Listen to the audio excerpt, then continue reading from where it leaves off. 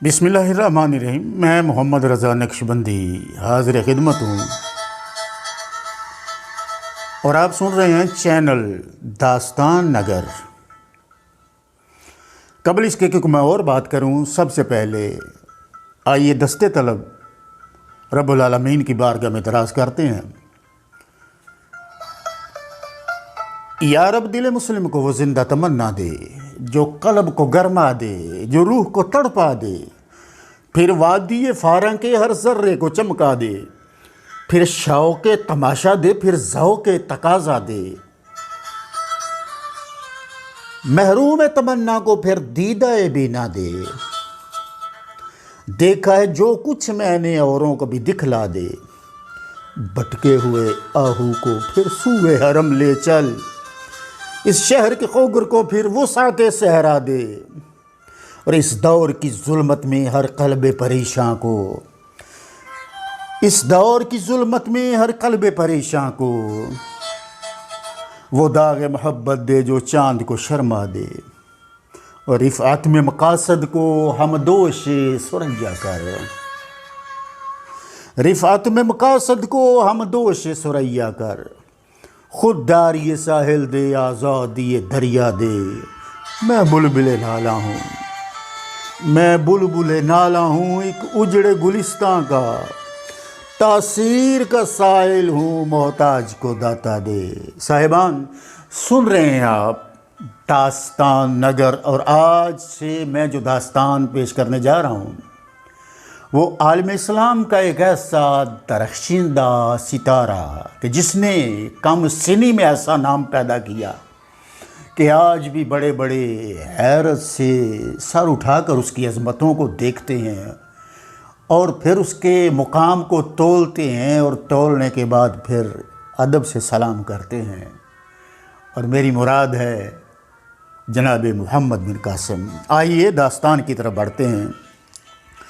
जज़ायर सरादीप के मुसलमान अपने आबाओ अजदाद के वतन अरब जाने के लिए हमा वक़्त मुस्तरब बेकरार थे।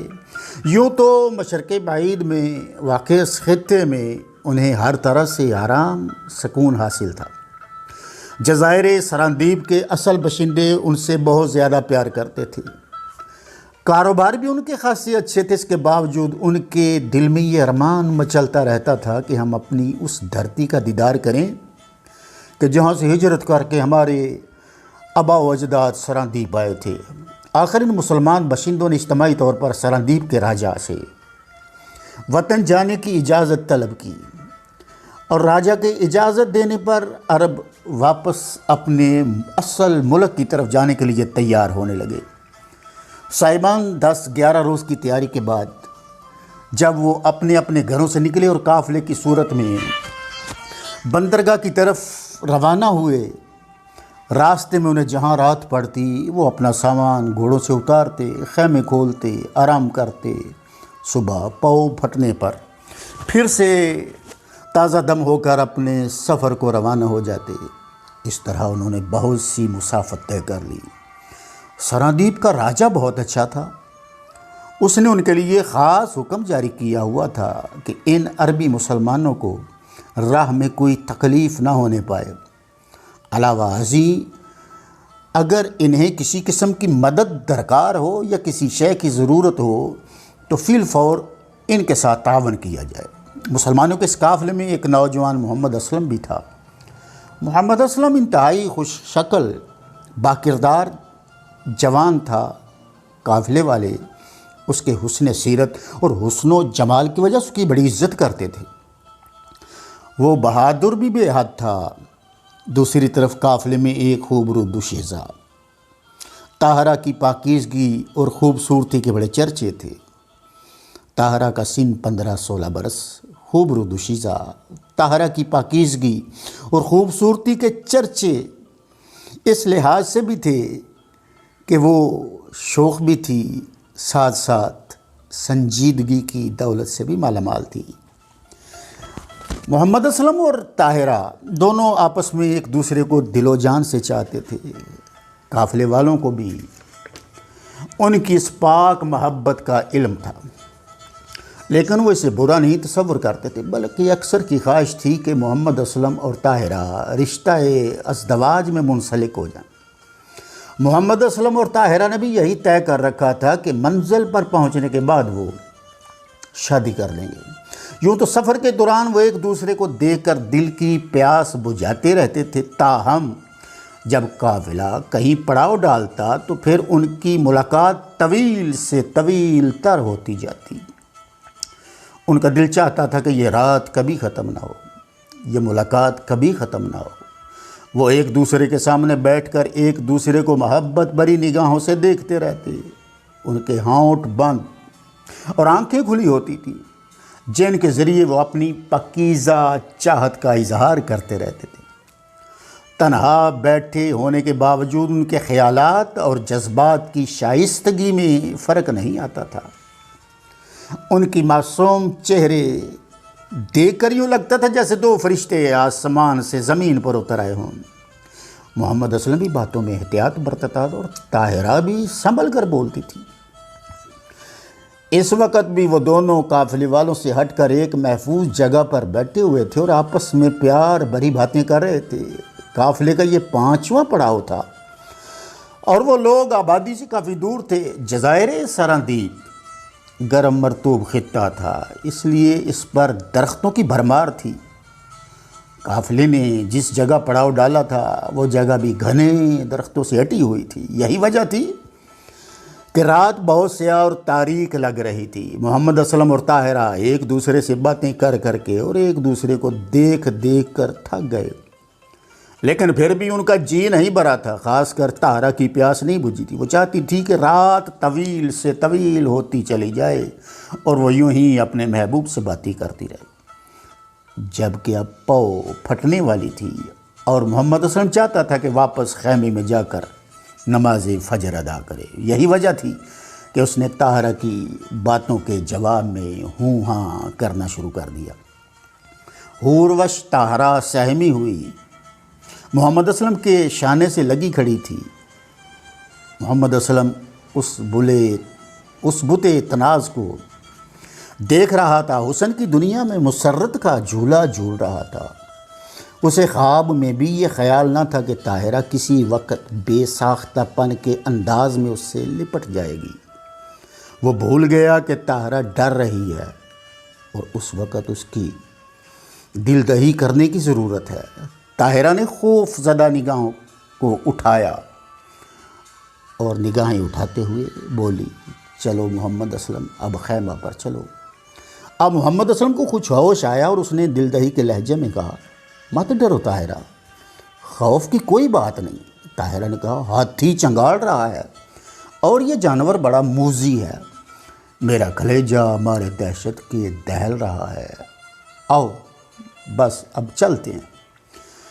چونکہ اب محمد اسلم اچھی طرح اپنے حواس میں آ گیا تھا، اس لیے وہ سمجھ گیا کہ طاہرہ ڈر رہی ہے۔ اس نے کہا، اچھا چلو چلتے ہیں۔ دونوں چل پڑے، لیکن طاہرہ اب بھی اس کے شانے سے لگی ہوئی چل رہی تھی۔ دونوں چلتے رہے اور سامنے کی چٹان عبور کر کے دوسری طرف پہنچے۔ اس طرف بہت سے خیمے نظر آئے جو چاندنی میں سفید سفید سے چمک رہے تھے، بعض کے سامنے انگارے پڑے دہک رہے تھے۔ ان خیموں کے قریب پہنچ کر طاہرہ اسلم سے جدا ہو گئی۔ دونوں اپنے اپنے خیموں کی طرف چل پڑے۔ محمد اسلم بڑھتا چلا گیا اور چند خیموں کے سامنے سے گزر کر ایک بلند عالیشان خیمہ پر پہنچا۔ اس خیمے کے سامنے اس وقت بھی آگ روشن تھی اور ایک ادھیڑ عمر کی عورت آگ کے سامنے بیٹھی ہوئی تھی۔ اس نے محمد اسلم کو دیکھتے ہوئے کہا، کہاں چلے گئے تھے بیٹا؟ میں تمہارے انتظار میں بیٹھی ہوئی ہول کھا رہی تھی۔ یہ عورت محمد اسلم کی والدہ تھی۔ اس نے کہا، امی جان، میں سامنے والی چٹان کی دوسری طرف چلا گیا تھا۔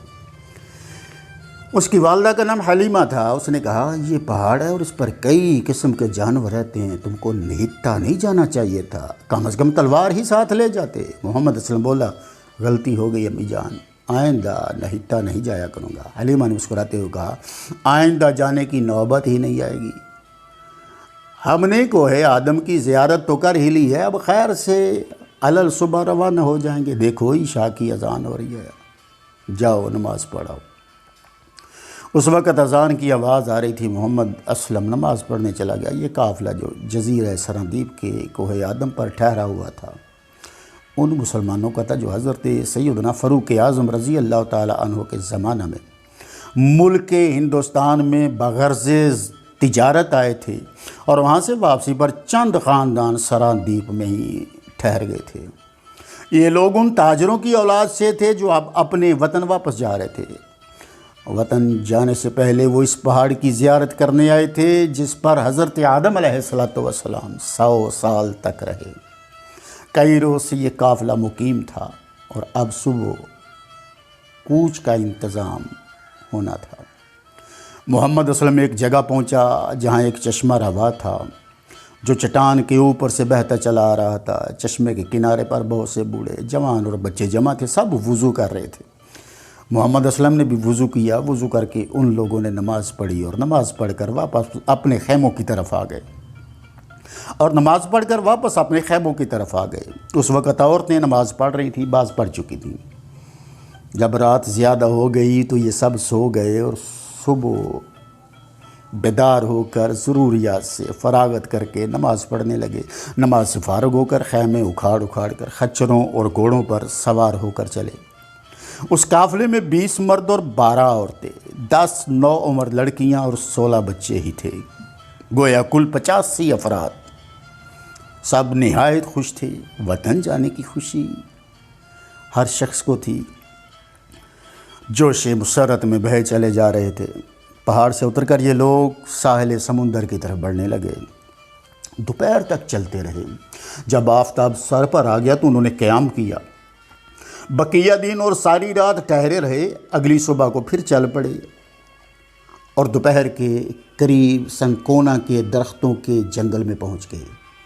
اس زمانہ میں سنکونا کے درختوں کو کاٹ کر ایندھن یا عمارت کے کام میں لایا جاتا تھا، اور آج کل اس درخت سے کونین بنائی جاتی ہے جو ملیریا کے بخار والوں کو دی جاتی ہے۔ دوسرے روز یہ لوگ پھر چلے اور ناریلوں کے اونچے گنجان درختوں کے جنگل میں جا اترے۔ ان درختوں پر ناریل لگے ہوئے تھے، چونکہ یہ تمام جنگل سراندیپ کے مہاراجہ کی ملکیت تھا اور یہ مسلمان مہاراجہ کے مہمان تھے، اس لیے انہوں نے بہت سے ناریل توڑ کر ذخیرہ کر لیے۔ صاحبان اگلی صبح پھر قافلہ چلا اور ناریل کے درختوں کے جنگل میں سے گزرتے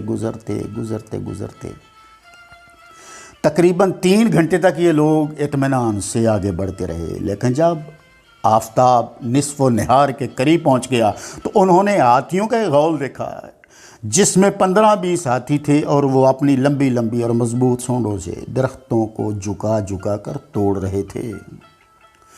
سراندیب میں ہاتھی کثرت سے ہوتے ہیں اور اتنی کثرت سے کہ شکاری 1-2 ہاتھیوں کو ہر روز مار سکتا ہے۔ مسلمانوں کے گھوڑے ان ہاتھیوں کو دیکھ کر بھڑکنے لگے اور انہیں دیکھ کر مسلمانوں پر بھی ایک خوف طاری ہو گیا۔ ہاتھی ایک ایسا شریر جانور ہے کہ جب کسی انسان، جانور یا چیز پر حملہ کر دیتا تو اسے پامال کیے بغیر نہیں چھوڑتا۔ بڑے تناور درخت کو جڑ سے اکھاڑ پھینکتا ہے۔ ہاتھیوں کو دیکھتے ہی مسلمانوں نے راستہ بدل لیا۔ عورتیں اور بچے آگے چلے گئے اور مرد ان کے پیچھے ہو لیے۔ یہ لوگ تھوڑی ہی دور چلے تھے کہ شاخوں کے ٹوٹنے اور درختوں کے گرنے کی آوازیں آئیں۔ انہوں نے جب گھوم کر دیکھا تو ہاتھیوں کا لشکر شاخوں کو توڑتا، درختوں کو گراتا ان کی طرف دوڑا چلا آ رہا تھا۔ چونکہ مسلمانوں کے ساتھ سامان تھا، بچے تھے، عورتیں تھیں، اس لیے ان کا وہاں سے گھوڑے بھگا کر نکل جانا ناممکن تھا۔ ان میں جتنے بھی مرد تھے وہ سب ہاتھیوں کا مقابلہ کرنے کے لیے کھڑے ہو گئے۔ صرف 2 جوان عورتوں، بچوں اور سامان کے ساتھ آگے بڑھ گئے۔ ہاتھی درختوں کو تباہ کرتے ہوئے سونڈیں اٹھائے مسلمانوں کو پامال کرنے کے لیے بڑھتے چلے آ رہے تھے۔ مسلمان نیزے لیے کھڑے ہو گئے تھے۔ ان میں وہ نوجوان محمد اسلم بھی تھا، مگر جب ہاتھی اور قریب آئے اور گھوڑوں نے ان سیاہ پہاڑوں کو دیکھا تو خوف سے کانپتے اور بدک کر الف ہونے لگے۔ مسلمان سمجھ گئے کہ اگر وہ گھوڑوں پر سوار رہے تو ہاتھیوں کا مقابلہ نہیں کر سکیں گے، اس لیے وہ اتر کر کھڑے ہو گئے اور 2 آدمی گھوڑوں کو وہاں سے دور ہٹا لے گئے۔ ہاتھی کچھ اس طرح سے آگے بڑھتے چلے جا رہے تھے جیسے وہ ہر چیز کو روند ڈالیں گے، جو بھی اس کے سامنے آئے گا اس کا نام و نشان تک مٹا دیں گے۔ ایک ضعیف العمر نے کہا، بھائیو شاید نیزوں سے ہاتھیوں کا مقابلہ نہ ہو سکے۔ ایک نوجوان نے کہا کہ جناب پھر کیا کرنا چاہیے؟ ضعیف العمر بولا کہ ابھی ہاتھی دور ہیں، ان کی سونڈوں اور مستکوں پر تیر مارو۔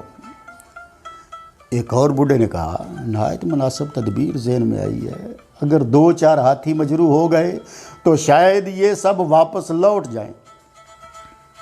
تدبیر موضوع اور مناسب تھی، اس لیے سب نے ہی پسند کی اور اس پر عمل کرنے کے لیے تیار ہو گئے۔ انہوں نے جلدی جلدی نیزے زمین پر ڈال دیے اور کمانیں لے لے کر ان میں تیر جوڑے، چلے کھینچے اور پوری قوت سے تیروں کی بارش شروع کر دی۔ ان میں سے اکثر تیر ہاتھیوں کے جسموں میں ترازو ہو گئے اور ہاتھی زخمی ہو کر پورے غصے کے ساتھ تیزی سے دوڑ کر حملہ آور ہوئے۔ لیکن ابھی وہ دور ہی تھے کہ مسلمانوں نے پھر تیر برسائے اور ہاتھی زخمی ہونے لگے۔ اب تو ہاتھیوں کا جوش و غضب بالکل بجا تھا، پھنکاریں مارتے ہوئے اپنی سونڈوں کو ہلاتے ہوئے، اور وہ بھی تیزی سے جھپٹے۔ جس زور و شور سے وہ آ رہے تھے اس سے معلوم ہوتا تھا کہ وہ آتے ہی مسلمانوں کو مسل دیں گے، کچل دیں گے۔ مسلمانوں نے بھی اس بات کو سمجھ لیا تھا، چونکہ ہاتھی اس قدر قریب آ گئے تھے کہ ان پر اب تیروں کا اثر نہ ہو سکتا تھا۔ اس لیے مسلمانوں نے جلدی جلدی کمانیں شانوں پر ڈالیں، نیزے اٹھا اٹھا کر حملہ کرنے کے لیے مستعد ہو گئے۔ بگڑا ہوا ایک ہاتھی بھی نہایت خطرناک ہوتا ہے، اور وہ ایک تو نہیں، بہت سے ہاتھی تھے۔ پھر وہ غضبناک ہوتے ہوتے چھوٹے چھوٹے درختوں کو گراتے، مسلتے، روندتے، دوڑتے چلے آ رہے تھے، مگر مسلمانوں پر ہراس طاری نہ ہوا۔ وہ نہایت استقلال اور بڑے اطمینان سے نیزے تانے کھڑے تھے۔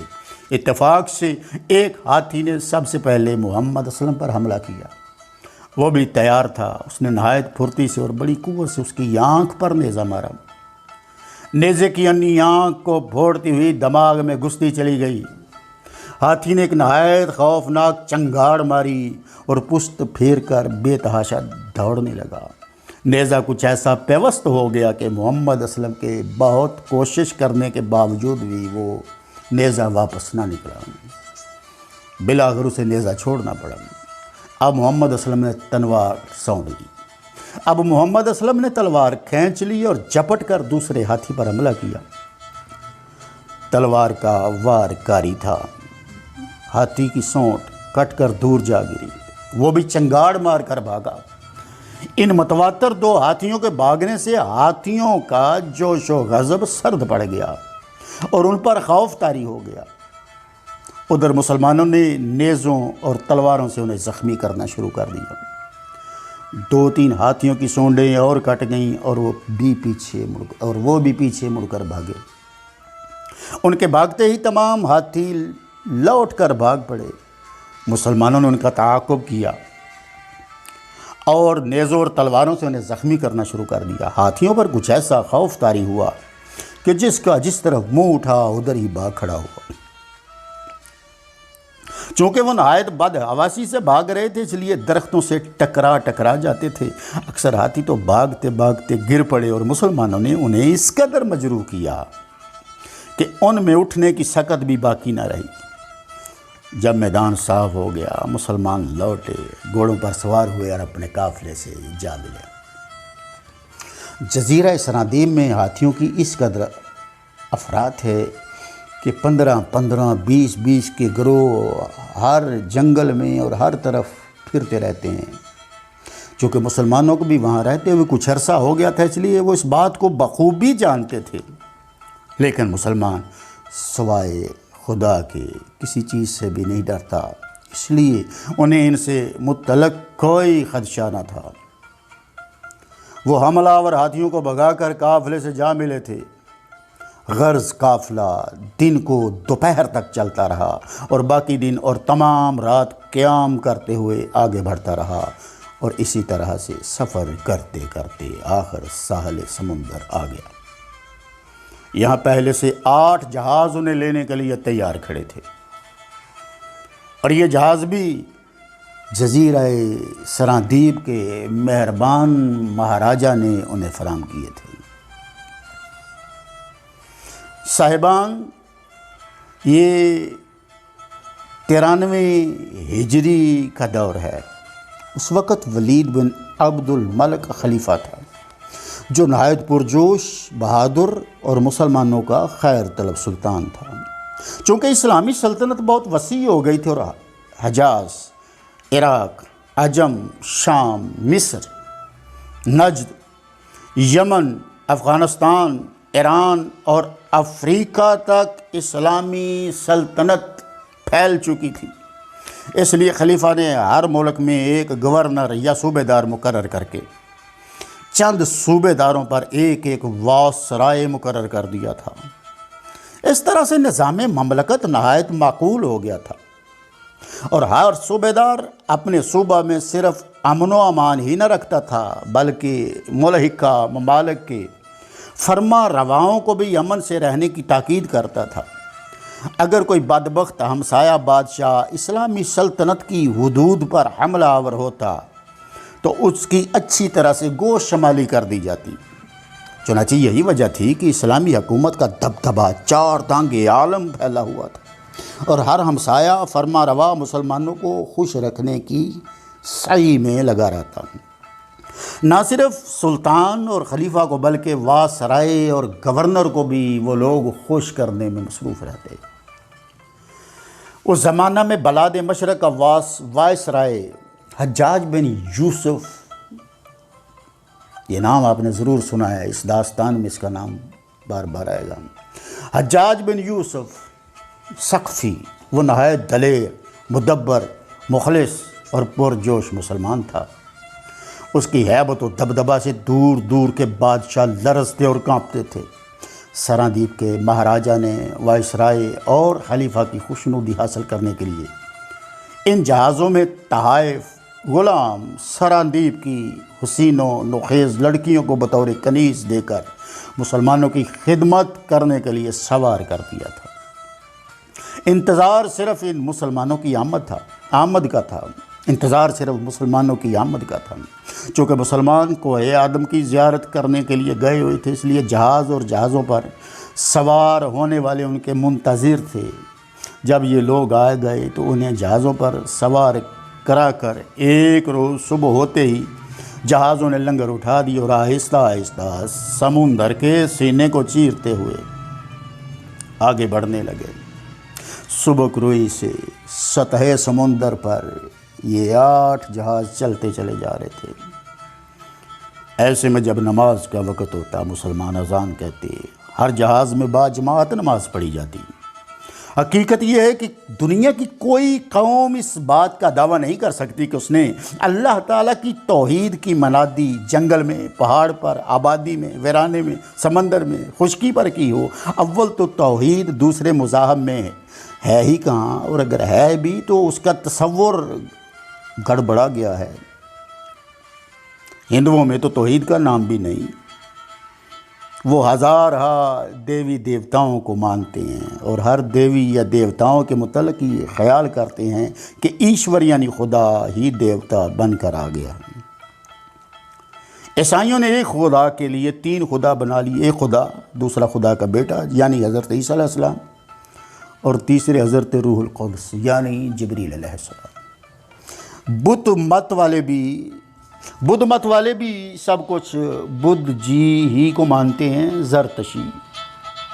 زرتشتی آگ کو ہی خدا کا نور سمجھ کر پوجتے ہیں۔ غرض یہ کہ ہر مذہب فریب توحید میں پھنسا ہوا ہے، توحید کا دعویٰ تو کرتا ہے، مگر موحد ایک بھی نہیں ہے سوائے اسلام کے۔ دنیا میں اسلام ہی وہ مذہب ہے جو حقیقی توحید کا حال اور خدا پرستی کا مبلغ اعظم ہے، اور دنیا میں مسلمان ہی خدا کی وہ مخلوق ہے جو زمین کے چپا چپا پر اللہ تعالیٰ کیا نام پکارتی ہے اور پکارتی رہی ہے اور پکارتی رہے گی۔ عیسائی نماز کے وقت کا اعلان گھنٹہ بجا کر کیا کرتے ہیں، ہندو عبادت سے پہلے گھنٹے یا شنکھ بجاتے ہیں، لیکن مسلمان ہر نماز کا اعلان اللہ تعالیٰ کی الوہیت سے کرتے ہیں۔ ان کی صدائے دل نواز میں بھی اللہ کی کبریائی کا اعلان ہوتا ہے۔ قصہ مختصر کے مسلمانوں کے جہاز سراندیب سے روانہ ہو کر چلے جا رہے تھے، رات اور دن چلتے چلے جا رہے تھے، سفر مسلسل جاری تھا۔ وہ بندر سعید پر پہنچنا چاہتے تھے۔ ایک رات کو جب چاند نہایت تاب و تاب سے نکلا ہوا تھا اور سمندر کے نیلے پانی پر سفید چادر بچھا دی گئی، یہ چادر نکلے ہوئے چاند کی چاندنی کی چادر تھی۔ محمد اسلم ایک تختہ پر بیٹھا سمندر میں جھانک رہا تھا۔ جس طرح آسمان پر چاند چمک رہا ہے، اسی طرح سے زیر آب بھی ایک آسمان اور پانی میں نظر آ رہا تھا۔ وہ چاند کا عکس تھا۔ آج ہوا ساکن تھی، سمندر خاموش تھا۔ ابھی محمد اسلم کو بیٹھے ہوئے تھوڑی دیر ہوئی کہ طاہرہ آ گئی۔ وہ کھڑی ہو کر محمد اسلم کو دیکھتی رہی۔ اس کے نازک لبوں پر تبسم لوٹ رہا تھا، آنکھوں میں شوخیاں تھیں۔ محمد اسلم ایسا دم بخود غصہ ہوا کہ اسے طاہرہ کے آنے کی خبر تک نہ ہوئی۔ وہ جس شان سے بیٹھا اسی مستی میں بیٹھا رہا۔ وہ چاند کے عکس میں کھویا ہوا تھا، جبکہ چاند تو اس کے قریب آ کے کھڑا ہو گیا۔ کچھ وقفہ کے بعد طاہرہ نے دل فریب لہجے میں کہا، تم سمندر میں جھانک کر کیا دیکھ رہے ہو؟ محمد اسلم چونک پڑا۔ اس نے خیالات کی گہرائیوں سے نکل کر اور وش طاہرہ کو دیکھا اور دیکھتا رہ گیا۔ اس کے رخ انور پر نظر جمائے تھکتا رہا، گویا وہ خیالات کی گہرائیوں سے نکل کر حسن کی گہرائیوں میں کھو گیا۔ کچھ وقفہ کے بعد سنبھلا اور کہا، کون؟ طاہرہ، خوب ہوا تم آ گئی۔ طاہرہ اس کے قریب ہی بیٹھ کے اس نے کہا، دیکھو اس وقت چاندنی کیسا نور برسا رہی ہے۔ محمد اسلم بولا، مگر زیر آب ایک اور ہی تماشا ہو رہا ہے۔ طاہرہ نے سمندر کی طرف جھکتے ہوئے کہا، کیا تماشا ہے؟ محمد اسلم نے کہا، محمد اسلم کہنے لگا کہ چاند پانی کی تہہ کے نیچے ایسا چمک رہا ہے جیسے کسی حسین کا تابناک چہرہ آب رواں کے نقاب کے نیچے جگمگایا کرتا ہے۔ طاہرہ پیچھے ہٹ گئی۔ اس نے نگاہ ناز سے دیکھ کر کہا، یہ تم میں شاعرانہ خیالات کب سے پیدا ہو گئے؟ محمد اسلم نے بے ساختگی کے انداز میں کہا، جب سے تمہیں دیکھا ہے طاہرہ۔ طاہرہ شرما گئی۔ شرم نے اس کے چہرے کو اور بھی دل فریب بنا دیا۔ اسلم کی نگاہیں اس چاند سی صورت پر جمی ہوئی تھیں۔ اس نے طاہرہ کو خاموش دے کر کہا، طاہرہ، حقیقت یہ ہے کہ تم میری دنیائے آرزو، صرف اور صرف تمہاری ذات تک ہی میری سوچ جو ہے وہ معلق ہو گئی۔ طاہرہ کا چہرہ کچھ پھیکا پڑ گیا۔ اس نے کسی قدر سہمی ہوئی نگاہوں سے ادھر ادھر دیکھا اور کہنے لگی، محمد اسلم، کیا تم مجھے بدنام کرنا چاہتے؟ اسلم ایسے کہنے لگا، نہیں طاہرہ، میں ایسا نہیں کر سکتا۔ طاہرہ بولی، اگر کسی نے سن لیا تو؟ محمد اسلم نے قطع کلام کرتے ہوئے کہا، میں اور تم دونوں بدنام ہو جائیں گے۔ طاہرہ، میں ان باتوں کو خوب سمجھتا ہوں اور یہ بھی جانتا ہوں کہ اگر ذرا سا بھی کسی کو شبہ ہو گیا تو پھر میں تم سے اور تم مجھ سے ہمیشہ کے لیے جدا ہو جاؤ گی۔ طاہرہ سمندر کی جانب جھکی چاند کا عکس دیکھ رہی تھی۔ اس نے بات کا رخ بدلتے ہوئے کہا، دیکھنا اسلم، یہ جہاز کے نیچے کیا چیز تیر رہی ہے؟